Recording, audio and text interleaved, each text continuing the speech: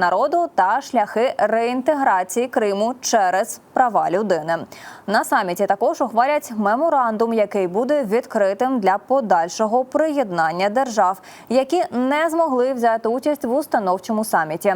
У документі викладуть бачення подальшої консолідації політики деокупації Криму. У інтерв'ю журналістам з Криму, оприлюднене 19 серпня, президент України Володимир Зеленський розповів, що саміт запустить роботу Офісу Кримської платформи, в рамках якого розглядатимуться всі важливіші питання щодо Криму.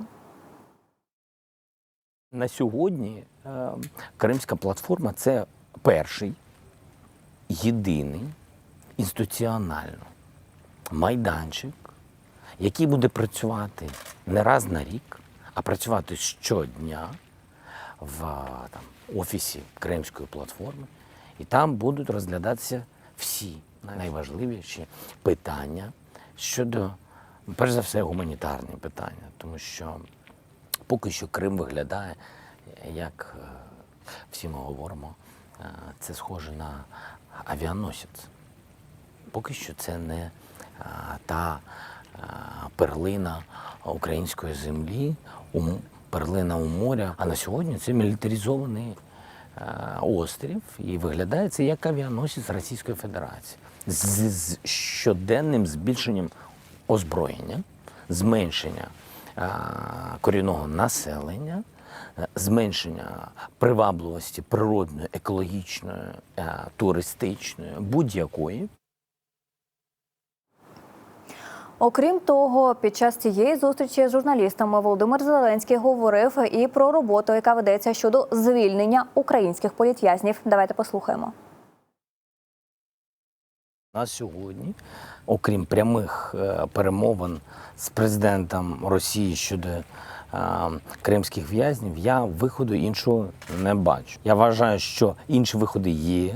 Вони повинні напрацьовуватись саме в Кримській платформі. Питання кримчан я завжди піднімаю. Кримські питання Росія, чому вона так відноситься до цих питань? Тому що вони об'єднують питання політв'язнів з окупацією Криму. Тобто для них вони не політв'язні, тому що не було окупації Криму. Ми можемо говорити про обмін, і ми говоримо, і ми готували списки, але вони відокремлюють списки тих, хто знаходиться на ОРДЛО, і списки тих наших хлопців та дівчат, які знаходяться в Криму або на території Росії. Ми об'єднували ці списки і говорили про те, що ми вважаємо, що питання обміну всіх на всіх – це включно кримчан. Згідно з сайтом, Кримська платформа – це перший міжнародний координаційний майданчик. Як саме він буде працювати? Ми поговоримо з нашим першим гостем. У нас вже є на зв'язку Геннадій Максак, виконавчий директор Ради зовнішньої політики «Українська призма». Геннадію, добрий вечір. Добрий вечір. Якщо говорити про початкову частину, саме про міжнародний саміт, який відбудеться 23 серпня, яких результатів від нього можна очікувати?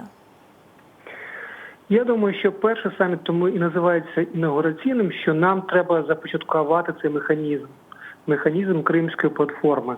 І те, що зараз погодиться 44 держави представити свої сили і себе самих на цьому саміті, це вже є дуже великий плюс і великий поступ, бо насправді це показує, що тематика Криму не знята з порядку денного, як це хоче показати Кремль. І я думаю, що дійсно головним показником це кількість наших партнерів і наша міжнародна сила в цьому як консолідуючої такої частини механізму по деокупації Криму.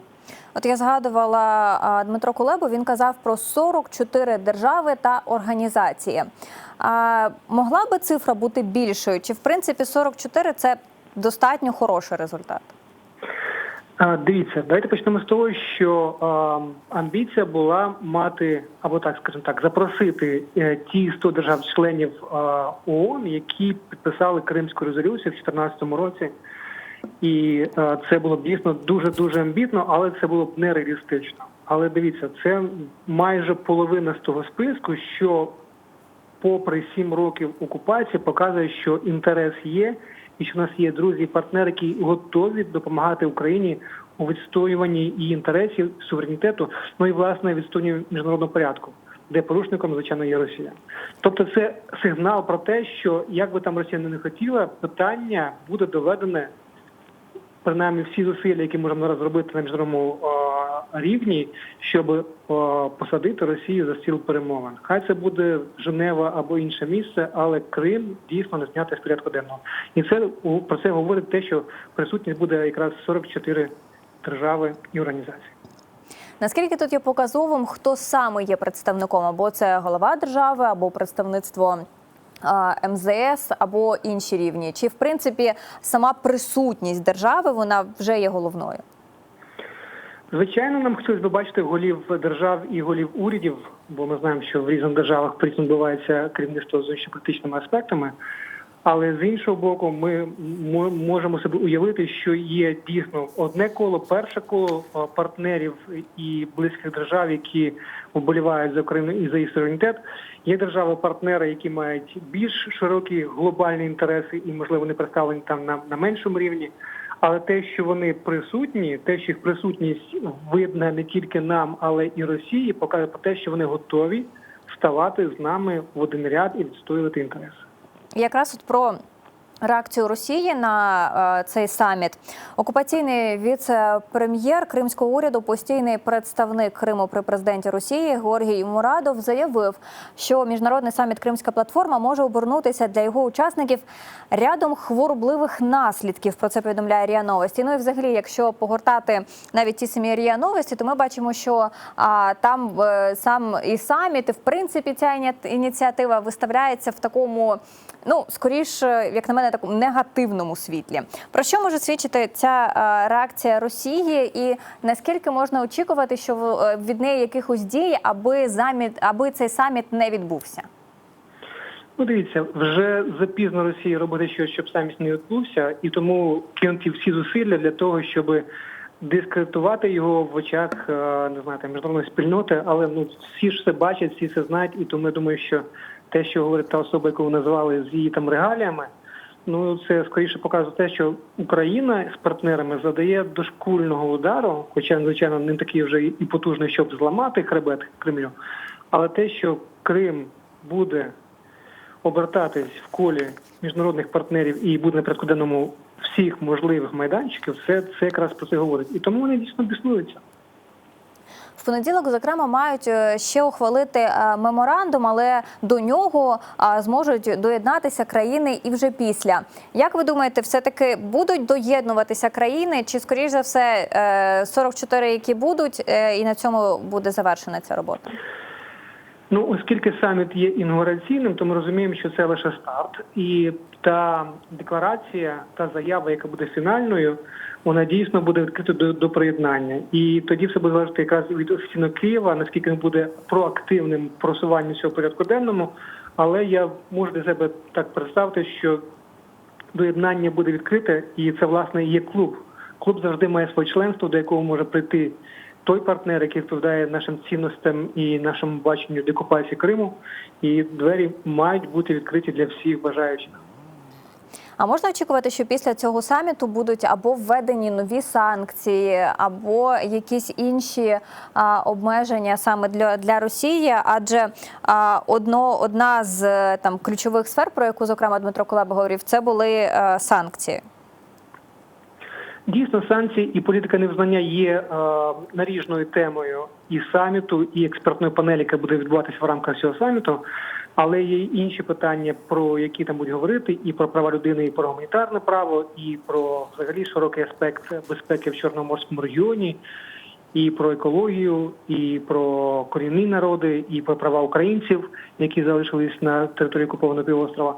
Але дійсно питання санкцій – це питання формування одного із дуже дієвих інструментів. Я не очікую, що якраз за наслідками першого саміту будуть нові пакети санкцій від наших партнерів, але те, що ми можемо сформувати координаційний механізм, коли санкції, які приймає один партнер, можуть потім уже розширюватись і на режими від інших партнерів, це вже буде, скажімо, для нас великим поступом. Бо насправді зараз ми маємо, скажімо, в деяких випадках окремі автономні режими санкцій, і інколи вони навіть вступають в контрадикцію.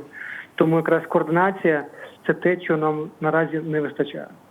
І окрім того, в інтерв'ю «Укрінформу» Дмитро Кулеба зазначив, що Україна працює над створенням постійно діючих координаційних механізмів Кримської платформи і закликає найактивніших партнерів взяти на себе лідерство в кожній з ключових сфер. А саме це політика невизнання, санкції, безпека, права людини, екологічні та економічні проблеми, пов'язані з російською окупацією.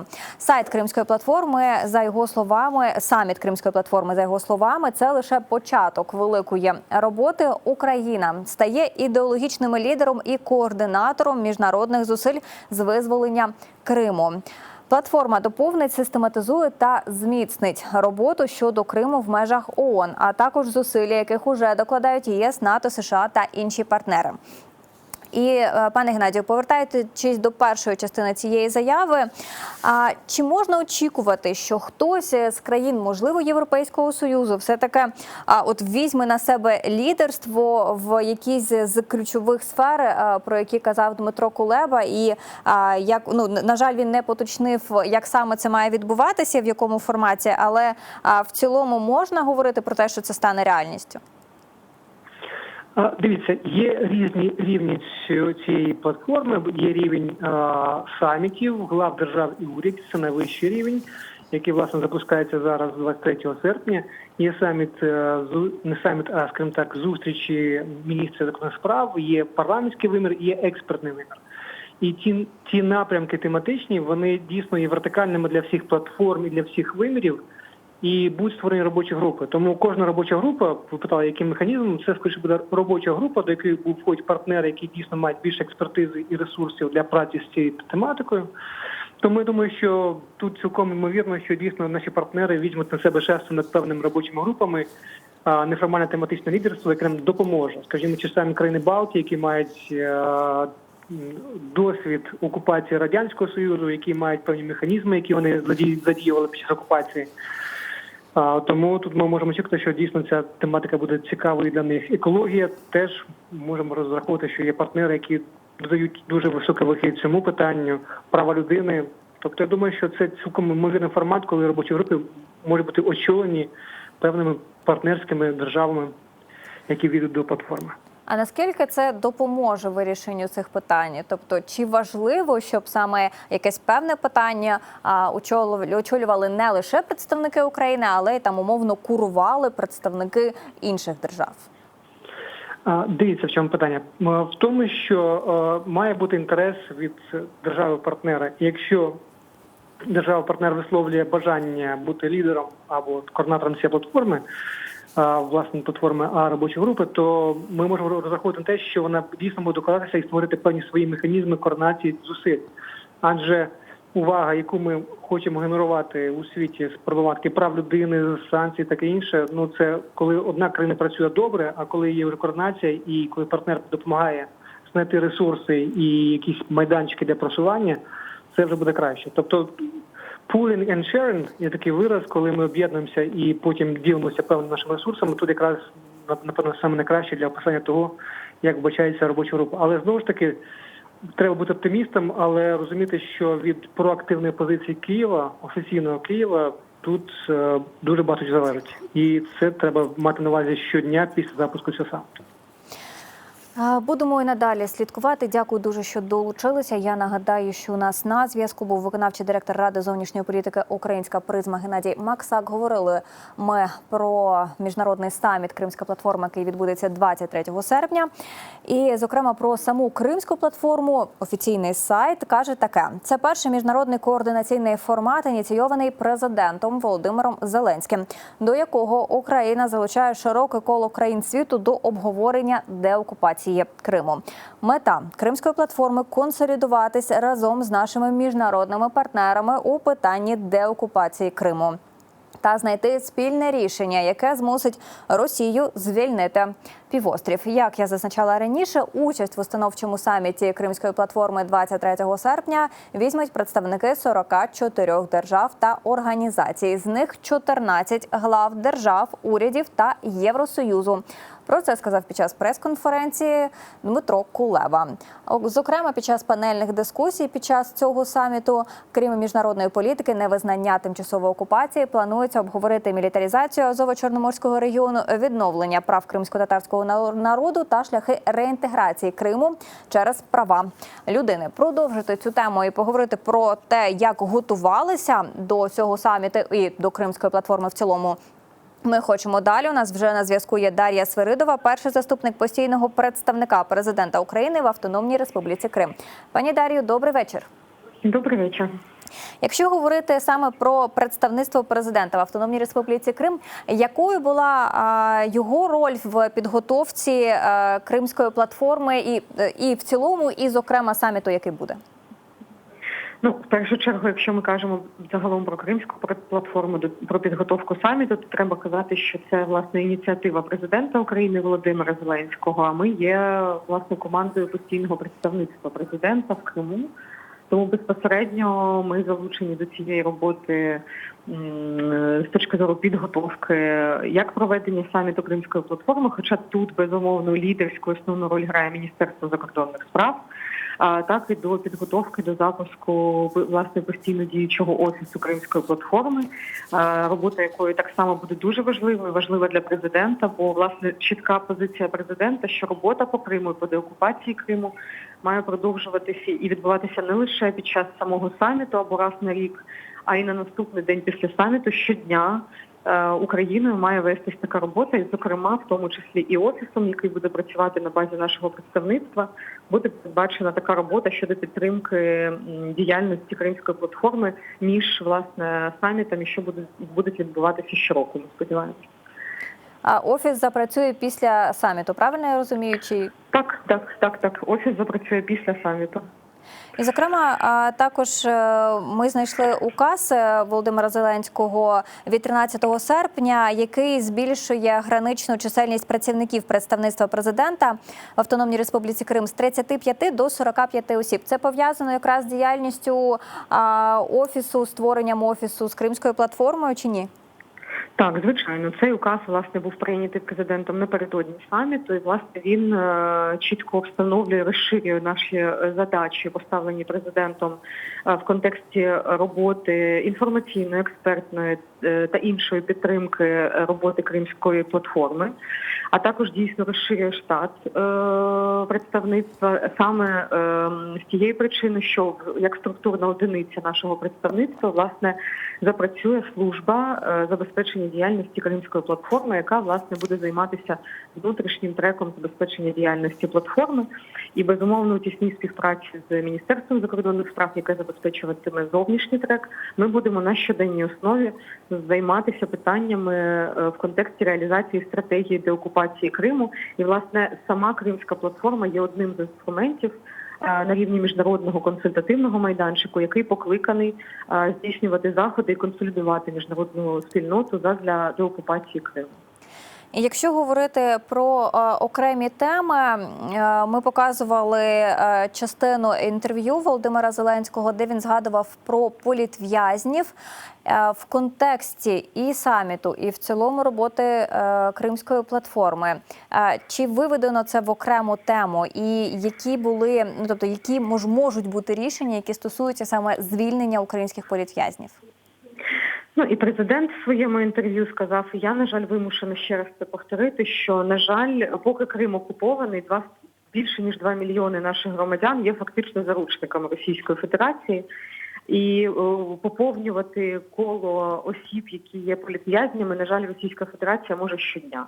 Що, власне, робить з політичних мотивів, регулярно затримуючи наших громадян на окупованій території.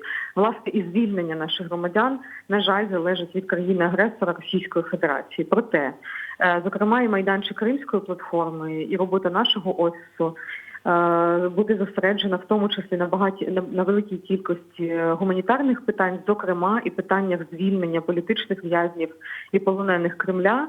І, власне, сам саміт дозволить нам на високому рівні ще раз актуалізувати і повернути це питання на найвищий рівень щодо необхідності звільнення полонених, щодо їх імен, які, на жаль, вже дуже часто губляться за величезними цифрами. Сьогодні ми маємо більше 100 полонених Кремля тільки з Криму.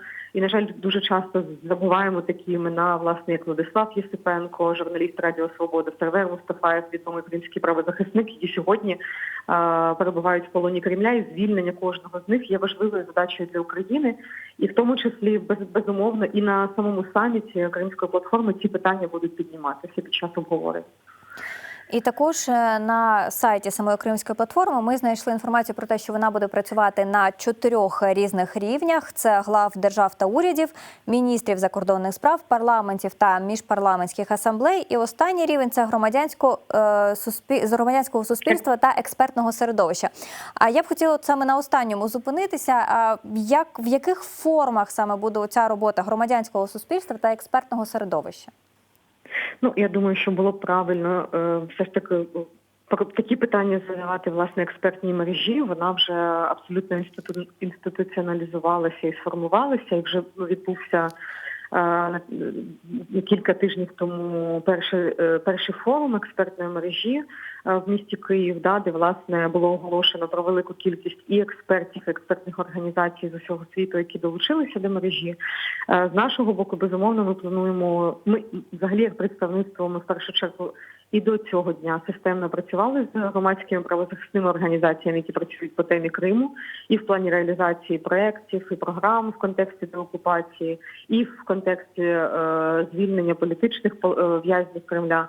Але, безумовно, в контексті роботи Кримської платформи експертна мережа є окремим повноцінним треком, і внесок неурядових організацій, окремих експертів, які не тільки в Україні, але й в інших країнах всі ці роки працюють по темі Криму, залучають увагу до теми Криму, власне, контролюють державу, в тому числі в контексті рішень по Криму, які приймаються, і пропонують свої рішення, роблять дуже часто ту роботу, яку держава не може зробити, бо, власне, ми не маємо доступу на окуповану територію, а багато експертів, адвокатів, правозахисників, власне, не дивлячись на те, що Крим окупований, надають допомогу жертвам з окупованого Криму і мають таку можливість, тому внесок експертної мережі і неурядового сектору доволі великий.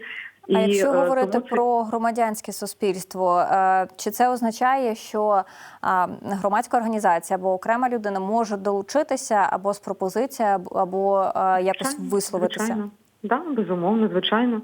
Наскільки ми знаємо, до експертної мережі можливо долучатися експертам, які працюють в цій темі, або активістам з громадського середовища.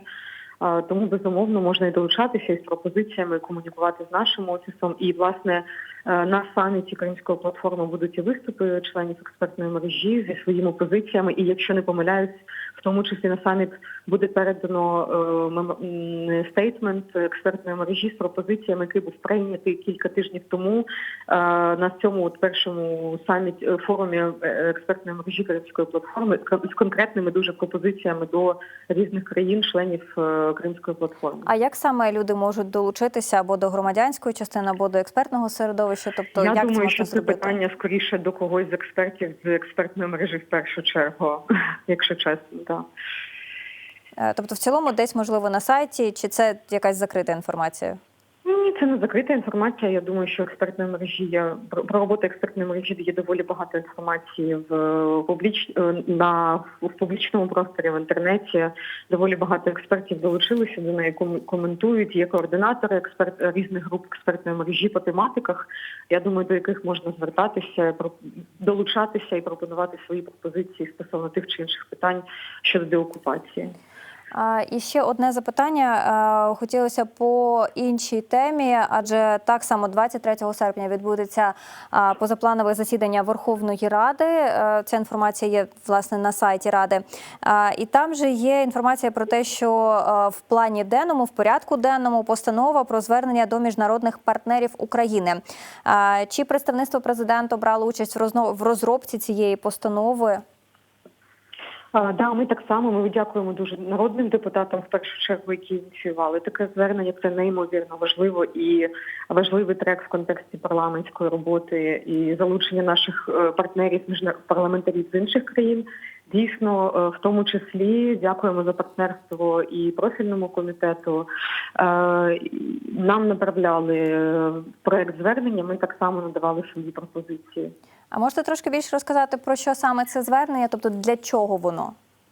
Я думаю, що в першу чергу буде коректно і правильно, якщо його коментуватимуть саме ініціатори такого звернення, але загалом воно, звичайно, буде стосуватися і щодо ситуації на окупованому півострові, і в контексті захисту прав людини, і в контексті захисту культурних цінностей, і в контексті безпеки в регіоні, і, звичайно, з конкретними закликами і зверненнями до міжнародного співтовариства. Дякую вам дуже, що долучилися. Я нагадаю, що у нас на зв'язку була Дар'я Свиридова, перший заступник постійного представника президента України в Автономній Республіці Крим. І на цьому ми маємо завершувати, але ми не завершуємо з темою Кримської платформи і з темою міжнародного саміту. Адже вже в понеділок, 23 серпня, з 16:30 до 20:00 в прямому ефірі на телеканалі ЮА Крим буде спеціальний проект, присвячений саме цьому міжнародному саміту. З гостями нашої студії ми будемо обговорювати теми, які підіймаються на саміті, очікування і досягнені результати. Окрім того, ми будемо також і транслювати частину саміту. Найголовніше та найцікавіше буде наживо, тож обов'язково дочекайтеся і долучайтеся. Ми з вами побачимося якраз вже в понеділок під час цього спецефіру. На цьому я маю прощатися. Далі не перемикайте. Дивіться новини кримсько-татарської. Гарного вам вечора.